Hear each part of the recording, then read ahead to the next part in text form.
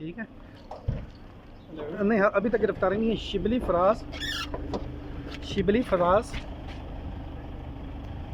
फराज मरकज़ी सेक्रेटरीट पहुंच गए।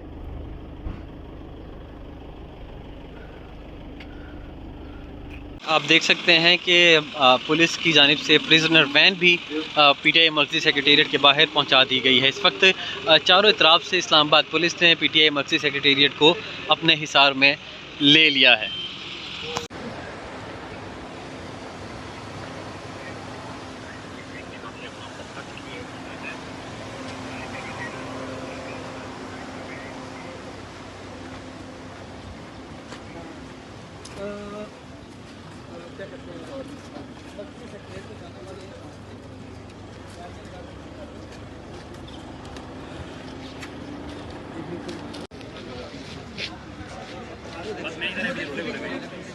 शाम मिलते आराम से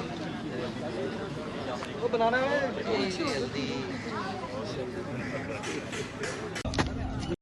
दिखाइएगा। पुकारे इमरान खान, फलस्तीन पुकारे इमरान, बम लग जाए वो भी इमरान खान। हमारे चेहरे को इन्होंने गिरफ्तार किया है, हमारे शहीद को इन्होंने गिरफ्तार किया है।